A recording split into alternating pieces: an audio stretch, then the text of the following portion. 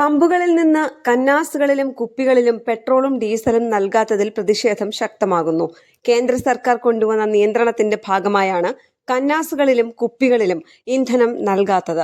കേന്ദ്ര സർക്കാരിന്റെ നയത്തിൽ പ്രതിഷേധിച്ച് തൊഴിലാളി സംഘടനയായ CITU, കർഷക കോൺഗ്രസും കുമരകത്തെ പെട്രോൾ പമ്പിന് മുന്നിൽ സമരം നടത്തി.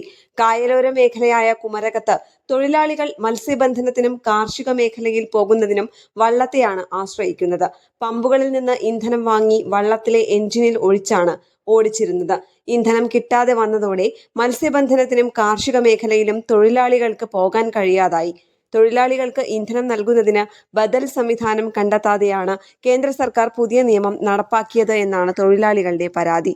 നൂറുകണക്കിന് തൊഴിലാളികളാണ് കായലിൽ മത്സ്യബന്ധനത്തിനും മറ്റു ജോലികൾക്കും പോകാൻ കഴിയാതെ ദുരിതത്തിലായത്. ടൂറിസം മേഖലയിലെ ഹൗസ് ബോട്ട്, ശിക്കാരവള്ളം, സ്പീഡ് ബോട്ട് തുടങ്ങിയവയ്ക്ക് ഇന്ധനം ലഭ്യമാകാതെ വരുന്നത് ഈ രംഗത്തെ പ്രതികൂലമായി ബാധിച്ചിരിക്കുകയാണ്. പാടത്തെ ഉഴവ്, കൊയ്ത്ത് തുടങ്ങിയവയ്ക്ക് യന്ത്രവൽക്കരണത്തെയാണ് കർഷകർ ആശ്രയിക്കുന്നത്. പാടശേഖരങ്ങളിൽ കിടക്കുന്ന യന്ത്രങ്ങളിൽ ഇന്ധനം എത്തിക്കാൻ കഴിയാതെ വരുന്നതോടെ കൃഷിപ്പണികളും മുടങ്ങും. നെൽകൃഷി മേഖലയെ ഇത് വളരെ പ്രതികൂലമായി ബാധിക്കും. യന്ത്രം ഉപയോഗിച്ച് പുരയിടങ്ങളിലെ പുല്ല് നീക്കൽ, മരം മുറിക്കൽ തുടങ്ങിയവയും നടത്താൻ കഴിയാതെ വരുന്ന സ്ഥിതിയായി.